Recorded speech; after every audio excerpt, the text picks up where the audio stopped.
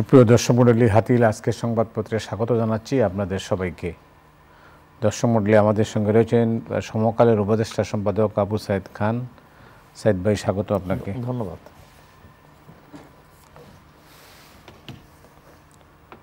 বাংলাদেশ প্রতিদিন শিরোনামে ফিরেছে তত্ত্বাবধায়ক গণভোট, 9 প্রকল্পে হাসিনা পরিবারের লুট 80,000 কোটি টাকা। দৈনিক ইত্তেফাক, তত্ত্বাবধায়ক সরকার বাতিলের বিধানসভা 50-পঞ্চদশ সংশোধনীর 4 অনুচ্ছেদ বাতিল, ট্রাইব্যুনালের সাবেক 12 মন্ত্রী। মানবজমিন, তত্ত্বাবধায়ক বিলুপ্তির বিধান বাতিল, গণভোট পুনর্বহাল। প্রভাবশালীরা লাপাত্তা, নিত্যপণ্যে আক্ষেপ। কালের কণ্ঠ, ফিরল গণভোট, ফিরছে তত্ত্বাবধায়ক, সম্পদের লোভে ভাই খুন, ট্রান্সকপ সম্পত্তির গৃহদাহ। আজকের পত্রিকা, তত্ত্বাবধায়ক সরকার ফেরার পথ খুলল, হাসিনা ও পরিবারের দুর্নীতি অনুসন্ধানের সিদ্ধান্ত দুদকে। কালবেলা, বাতিল হচ্ছে সাইবার নিরাপত্তা আইনের 9 বিতর্কিত ধারা, তত্ত্বাবধায়ক ফেরানোর পথ খুলল। দেশ রূপান্তর, খুলল তত্ত্বাবধায়ককে ফেরার পথ, ভোট হবে ব্যালটে, প্রস্তুত আছি।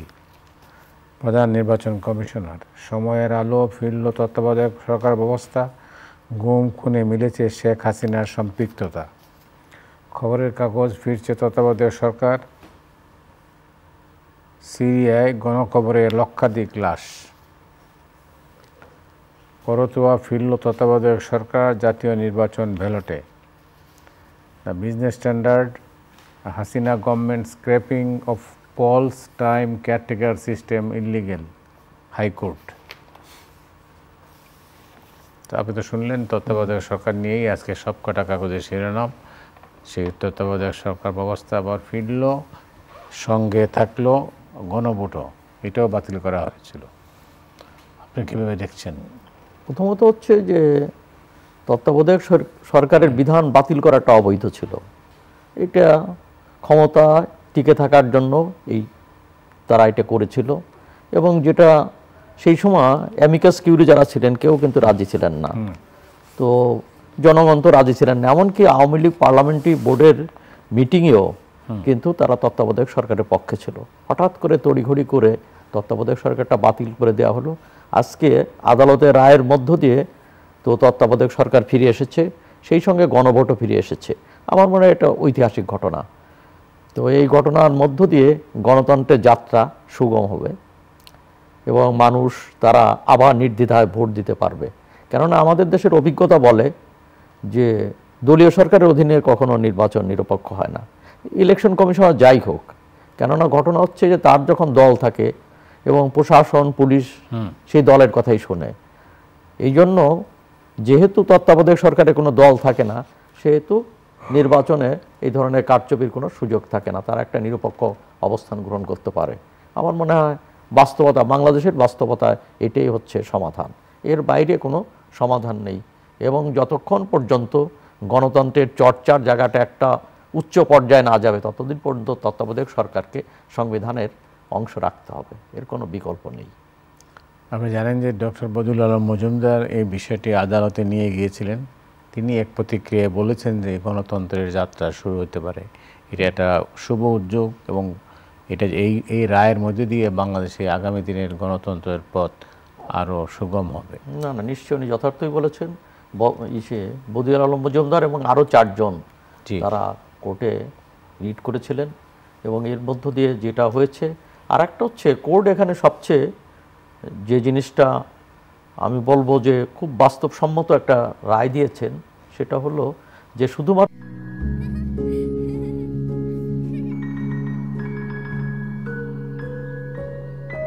প্রতিদিন এমন ছোট ছোট মুহূর্তগুলো তৈরি করে জীবনের গল্প। Hatil, live and relieve. তত্ত্বাবধায়ক সরকারটাকে ডিল করেছে, বাকি বিষয়গুলো পার্লামেন্টের পার্লামেন্টের উপর ছেড়ে দিয়েছে। এবং আমার মনে হয় তাই যে সমস্ত বিষয়গুলো, রাজনৈতিক সিদ্ধান্ত সব কিছুই আদালতে নিয়ে যাওয়া উচিত না, এবং পার্লামেন্টের সিদ্ধান্ত নেবে। জনগণের নির্বাচিত প্রতিনিধিদের সিদ্ধান্ত নেওয়ার এখতিয়ার রয়েছে যে দেশের নীতিগত জায়গাগুলো কি হবে। আগের সরকার তো সব কিছুতেই আদালতে নিয়ে গিয়েই তারা ফয়সালা করার চেষ্টা করেছেন, এবং দুর্ভাগ্যজনক হলেও সত্য যে আদালতকে প্রভাবিত করেছিল এবং আদালত তার বিতর্কিত হয়ে পড়েছিল। আর একটা হচ্ছে যে আদালতে তারপরে তাদের সুযোগ ছিল যেটা, যে বিচারপতি খায়রুল হকের যে রায় সেখানে 2টা টার্ম কিন্তু তত্ত্বাবধায়ক সরকারের অধীনে নেওয়ার সুযোগ ছিল, কিন্তু পার্লামেন্ট সেদিকে আদালতে সেই রায়কেও অগ্রাহ্য করেছিল। কিন্তু খায়রুল হক সাহেব এই রায়টা দেওয়ার পরে তিনি নিজেও তো মানে এই ব্যাপারে নিজেও বিতর্কিত হয়ে পড়েছেন এবং এটা কোনো ক্রমেই ছিল না, এটা কাম্য ছিল না। এবং এর মধ্য দিয়ে আমরা তো দেখেছি যে 4টা নির্বাচন বাংলাদেশের ইতিহাসে, 4টা নির্বাচন তুলনামূলকভাবে গ্রহণযোগ্য। এর বাইরে দলীয় সরকার, যে কোনো দলই বলেন, দলীয় সরকারের অধীনে কখনো গ্রহণযোগ্য নির্বাচন হয় নাই। আপনি জানেন যে অ্যাটর্নি জেনারেল আসাদুজ্জামান বলেছেন যে এই সরকারই তত্ত্বাবধায়কে রূপান্তরিত হতে পারে। দুটো মতই, এখনো তো পুরোপুরি জাজমেন্টটা আমাদের হাতে আসেনি, তো সংক্ষিপ্ত জাজমেন্টে এটা হতে পারে, কিংবা তত্ত্বাবধায়ক সরকারের কাছে ক্ষমতা হস্তান্তর করতে পারে। কোনটা হবে এটা পুরো জাজমেন্ট আসার পরে সেই বিষয়গুলো বোধহয় ভাবা যাবে যে আসলে কি হচ্ছে। তবে আমরা আশা করতে পারি যে আগামী নির্বাচন তত্ত্বাবধায়ক সরকারের অধীনেই হচ্ছে, এতে কোনো সন্দেহ নেই। 9 প্রকল্পে হাসিনা পরিবারের লুট 80,000 কোটি টাকা। আপনি নিশ্চয়ই নিউজটা দেখেছেন। দুর্ভাগ্যজনক যে এইভাবে শেখ হাসিনার পরিবার এবং শেখ হাসিনার সময় ক্ষমতায় থাকাকালীন অবস্থায় বারবার উচ্চারণ করা হতো বঙ্গবন্ধু তনয়া, তো বঙ্গবন্ধুকেও বিতর্কিত করে তুলেছিলেন। তো এই যে তার একটা পরিবার এইভাবে দুর্নীতিতে একেবারে নিমগ্ন হয়ে যাওয়া, তো এইটা আমরা কখনো আশা করতে পারি না এবং রাজনীতিকে কলুষিত করেছে। বাংলাদেশের রাজনীতিতে আমি যদি বলি যে বঙ্গবন্ধু এবং জিয়া রহমান পর্যন্ত সেই সময় পর্যন্ত কিন্তু রাজনীতিতে এটা কোনো ছিল না, রাজনীতির নেতাদের নিয়ে এই বিতর্কটা ছিল না। অন্যান্য পলিটিক্যাল বিতর্ক হোক, কিন্তু তাদের ব্যক্তিগত জীবন নিয়ে, জীবন আচার নিয়ে কোনো বিতর্ক হয়নি। এমনকি বিএনপি শাসন আমলে কিছু বিতর্ক থাকলেও এই সরকারের তুলনায় সেটা নস্যি, মানে হাজার হাজার কোটি টাকা, যেমন বেগম জিয়ার যে মামলায় বেগম জিয়াকে দেওয়া হয়েছে, এটা তো কোনো মামলাই না, বড়দের একটা অনিয়ম।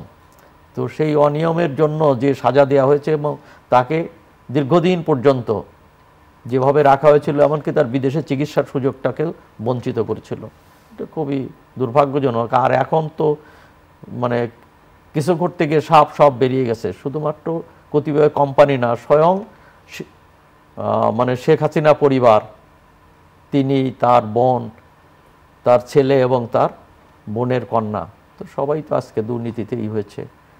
এটা খুবই দুর্ভাগ্যজনক। এবং আমি জানি না, এটা প্রমাণ হলে টিউলিপের তো রাজনীতি থেকে ব্রিটিশ রাজনীতিতে তারও স্থান থাকবে না, সেখান থেকেও তাকে গুটিয়ে নিতে হবে। আপনি জানেন যে আরেকটা খবর দেখছি যে সেই পিয়ন, যে খুব আলোচিত পিয়ন, সাবেক প্রধানমন্ত্রী নিজেই বলেছিলেন গর্ব করে যে আমার পিয়নে 400 কোটি টাকা, কিন্তু আজকে যেটা আসছে আরো বেশি, 626 কোটি টাকা, যিনি হচ্ছে তার অ্যাকাউন্টে লেনদেন, প্রধানমন্ত্রী পানি খাওয়াতেন, যাকে পানি জাহাঙ্গীর বোধহয় নাম ছিল, পানি জাহাঙ্গীর। তো এই পানি জাহাঙ্গীর, তাহলে বুঝতে পারি যে যেখানে পিয়ন যদি 600 কোটি টাকা হয়, মানে মালিক হয়, তাহলে পিয়নের মালিকেরা কত কোটি টাকার মালিক। 80,000 কোটি টাকার অলরেডি অভিযোগ এসছে। তাইলে কি দাঁড়ালো, তাইলে দুর্নীতির যে অবস্থাটা এখন দেখছি। আমাদের যে উন্নতি একটা হয়েছিল মানুষের ভিতর, বাইরে থেকে রেমিটেন্স এবং ইত্যাদি হওয়ার মধ্যে দিয়ে বাংলাদেশের উন্নতির যে প্রতিদিন এমন ছোট ছোট মুহূর্তগুলো তৈরি করে জীবনের গল্প। Hatil, live and relieve. সুযোগটা এসেছিল, সেটাকে ধ্বংস করে দেওয়া হয়েছে এই দুর্নীতির মধ্য দিয়ে। এই ধরনের অবস্থারা যদি, এই যে পলিটিশিয়ানরা দেশটাকে ফোকলা করে ফেলছেন, না হলে তো দেশের উন্নতি হইতো আরো। না, আমাদের দেশের মানুষ তো কঠিন পরিশ্রমী, আমাদের কৃষক পরিশ্রম করে, বিদেশি শ্রমিকরা বিদেশে গিয়ে যে হাড় ভাঙা পরিশ্রম করে রেমিটেন্স আনছে, এমনকি আমাদের সৈনিকেরাও তারা শান্তি মিশনে গিয়ে কৃতিত্বের পরিচয় দিচ্ছে। তো সেই জায়গাটা থেকে হচ্ছে সাধারণ মানুষের যে অবদান, সাধারণ মানুষের আনা রেমিটেন্স, সেটা মুষ্টিমেয় লোকেরা এবং শাসকরা দের জন্য সেটা দেশের এই বদনাম না, দেশের অর্থনীতি আপনি যেটা যথার্থই বলেছেন ফোকলা করে ফেলেছে। হ্যাঁ, কিন্তু এইরকম অবস্থা চলতে মানে এই রাজনীতিবিদদের হাতেই তো আমাদের দেশের মানে ভাগ্য ছিল, কিন্তু তারা আমাদের ভাগ্য নিয়ে নিয়ে খেলেছেন। এই যে রাজনীতিবিদরা এরা যা যে চিন্তা করেন এই দেশের এই উন্নতির যেটা বলা হচ্ছে যে এত টাকা যদি এর 10 ভাগও যদি বাংলাদেশে বিনিয়োগ হতো তাহলেও চেহারা পাল্টে যেত। এবং তো টাকাগুলো তো সব পাচার হয়ে গেছে এবং তারা অনেকেই বাংলাদেশের নাগরিকত্ব ত্যাগ করেছেন। এসালাম বলছেন না উনি বাংলাদেশের নাগরিক না, শ্রীলঙ্কা সিঙ্গাপুরের নাগরিক। তো অনেকেই বলবেন যে তারা এই দেশের নাগরিক না। এবং আমরা আমাদের দেশের যে বেগমপাড়া কিংবা নিউ ইয়র্ক, লন্ডনে সব অভিজাত এলাকায় যেখানে রাজ পরিবারের সদস্যরা থাকে সেখানে তারা অবস্থান করেন। তো এই হচ্ছে অবস্থা। দেশ একটা তৃতীয় বিশ্বের একটা দেশ, পিছিয়ে পড়া একটা দেশের যে ব্যক্তিদের যে তাদের যে জীবন আচার সেটা তো খুবই দুর্ভাগ্যজনক। এবং তারা মানে সৌদি সৌদি রাজন্যদের সঙ্গে পাল্লা দিয়ে জীবন বিলাসিতা করছে।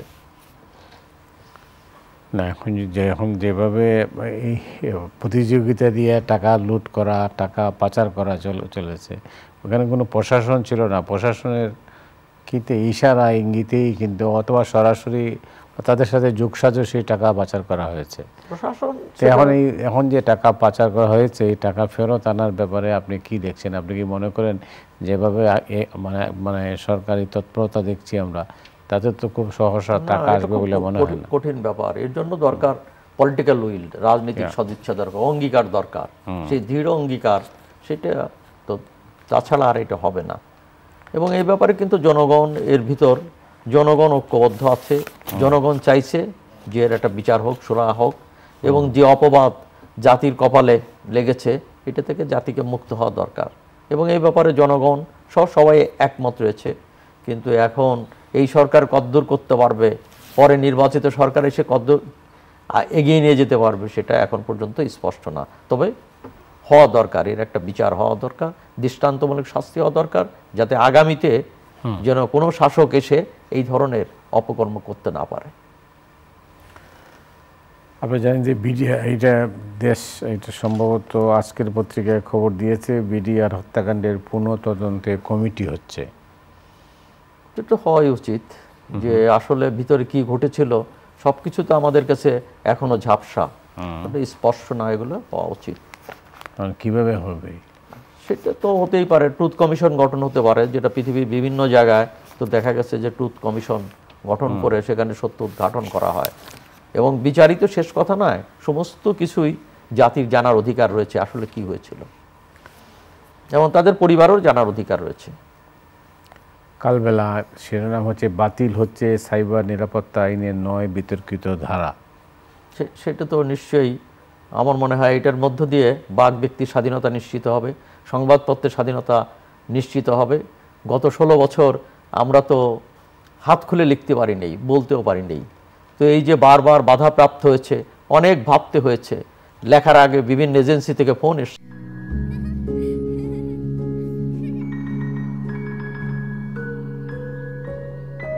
প্রতিদিন এমন ছোট ছোট মুহূর্তগুলো তৈরি করে জীবনের গল্প। Hatil, live and relieve. পত্রিকার সব পত্রে আপনি তো এটা ভালো করেই জানেন যে কিভাবে ফোন এসছে, কিভাবে নিয়ন্ত্রণ করা হয়েছে, এবং হুমকি ধমকির মধ্যে দিয়েই সাংবাদিক এবং সংবাদপত্রকে চলতে হচ্ছে। তো এখন এই আইনটা পরিবর্তনটা তো দরকারই, কালাকানুন পরিবর্তন দরকার, সেই সঙ্গে প্র্যাকটিসও দরকার। এখানে সেই সংস্কৃতি দরকার যেখানে হস্তক্ষেপ হবে না, এবং সাংবাদিকরা যেন নিজেদের গরজে, নিজেদের প্রয়োজনে, নিজেদের বোধ থেকে তারা লিখতে পারে, সেই সুযোগটা অবারিত হওয়া উচিত। আর গণতন্ত্রকে এগিয়ে নিতে হলেও সংবাদপত্রের স্বাধীনতা নিশ্চিত করতে হবে। যে দেশের সংবাদপত্রের স্বাধীনতা নিশ্চিত না, বাক ব্যক্তি মানবাধিকার নিশ্চিত না, সে দেশে গণতন্ত্রের যাত্রাও শুভ হয় না। সেটাই। দুটো জিনিস আমি লক্ষ্য করছিলাম যে তারেক রহমানের একটা বক্তব্য আসছে বিভিন্ন কাগজ সংবাদ মাধ্যমে, আমাদের ভিতরেও এজেন্ট ঢুকে গেছে, তাদের বিরুদ্ধে সোচ্চার হতে হবে। তারেক রহমান খুব ভালো রিয়েলাইজেশন। অর্থাৎ তো দলের ভিতর তো দীর্ঘদিন ধরে দল বাইরে থেকে ইত্যাদির মধ্য দিয়ে যে সমস্যা তৈরি হয়েছে, এর আগে তো কিছু কিছু জায়গায় তৃণমূল পর্যায়ে তারা চাঁদাবাজি হচ্ছে, এবং চাঁদাবাজিতে জড়িয়ে পড়েছে। তারপরে উনি যেটা বলছেন এটা তো আরও অ্যালার্মিং, যে দলের ভিতর যদি এজেন্ট ঢুকে যায় সেটা তো নিশ্চয়ই অ্যালার্মিং। আমার মনে হয় দলকে পুনর্গঠন করা উচিত। এবং যেহেতু এখন বিএনপি মাঠে আছে এবং যে অবস্থায় আছে, বিএনপি ক্ষমতায় যাওয়ার চেয়ে তার লক্ষ্য হবে দলকে পুনর্গঠন করা। কেননা তার প্রতিদ্বন্দ্বী তো সামনে কেউ নেই। অতএব এই সময় দলকে লাগামহীনভাবে ছেড়ে দেওয়া উচিত না, দলকে রিঅর্গানাইজ করা উচিত। এবং এখানে দলের ভিতর শুদ্ধি অভিযান দরকার, যদিও আমাদের দেশে কোনো দল এটা করে না। স্লোগান ওঠে যে শুদ্ধি অভিযান করা দরকার। আমরা অপেক্ষায় থাকবো আসলে বিএনপি কি করে। আওয়ামী লীগের যে অবস্থাটা, এই অবস্থার জন্য আপনি কাকে দায়ী করবেন? এক নম্বর, যিনি আওয়ামী লীগের কাণ্ডারি ছিলেন। অন্যদের দায় আছেই, কিন্তু প্রশ্ন হচ্ছে যে এক নম্বর ঠিক থাকলে অনেক কিছুই ঠিক থাকতো। শেখ হাসিনা যদি সঠিক পথে থাকতেন তাহলে অনেক কিছুই ঠিক হতো, কেন সমস্ত ক্ষমতা তো তার কাছে অর্পিত হয়েছিল। এবং এইটা তো এবং একটা গোষ্ঠীতন্ত্রে পরিণত করা হয়েছিল, এবং সেই গোষ্ঠীতন্ত্রের প্রধান হচ্ছে শেখ হাসিনা। এবং সোহেল তাজের একটা বক্তব্য আমার সবসময় মনে হয়, যে 9 সালে ক্ষমতায় আসার পরে বলেছেন যে বিএনপি অনেক টাকা করেছে, আমাদের অনেক টাকা কামাই করতে হবে। তো এইটা যখন মানে এর চেয়ে লাইসেন্স দিয়ে দেওয়া আর কি, জি লাইসেন্স দিয়ে দেওয়া, লাইসেন্স দিয়ে দেওয়া। যদি প্রধানমন্ত্রী কিংবা দলীয় প্রধানের এই ধরনের বক্তব্য হয়, এই ধরনের মানসিকতা হয়, তাহলে কি হবে? বাস্তবেই তাই হয়েছে, অনেক টাকার মালিক হয়েছেন। কিন্তু এই অনেক টাকার মালিক যারা হয়েছেন তারা আওয়ামী লীগের জন্য কতটুকু অ্যাসেট সেটা আজকে বিবেচনার বিষয়। দলের নেতারা গেলেন কোথায়? এক, দুই নম্বর হলো এত বুদ্ধিজীবী দেখলাম, তারাও বা গেলেন কোথায়? তারাই বা কোথায় গেলেন? আপনার কি মনে হয়? তো আমাদের তো সবচেয়ে ক্ষতিটা হয়েছে যে অপরিণীয় ক্ষতি, সেটা হচ্ছে রাজনীতির। রাজনীতি একটা নীতিহীন কাজে পরিণত হয়েছিল, এবং স্থাবক বুদ্ধিজীবীরা যারা দলগানা হয়ে পড়েছিলেন এবং যারা দলের হয়ে যারা করেছেন, এই ধরনের বুদ্ধিজীবীরাই তো আমরা বুদ্ধিজীবী দিবস পালন করলাম। পাকিস্তান আমলেও মেরুদণ্ড সোজা অনেক বুদ্ধিজীবী ছিল, পাবলিক ইন্টেলেকচুয়াল যাদেরকে বলা হয়, যে জনস্বার্থে যারা নিজেদেরকে কথা বলেছেন। কিন্তু এখন তো সেই প্রতিদিন এমন ছোট ছোট মুহূর্তগুলো তৈরি করে জীবনের গল্প। Hatil, live and relieve. নেই, এখন তো সবই হচ্ছে আমরা যেটা দেখলাম 16 বছরে বুদ্ধিজীবীদের সিংহভাগ, এবং সাংবাদিকদেরও একটা বড় অংশ, শিক্ষকদের একটা বড় অংশ, তারা সরকারের ছাতার নিচে চলে গেলেন। কোনো দল কেউ করতে পারে, আওয়ামী লীগ বিএনপি যে কোনো দল কোনো বুদ্ধিজীবী বিশ্বাস করতে পারে, সমর্থনও করতে পারে, কিন্তু তার তো একটা নৈতিক অবস্থান থাকবে।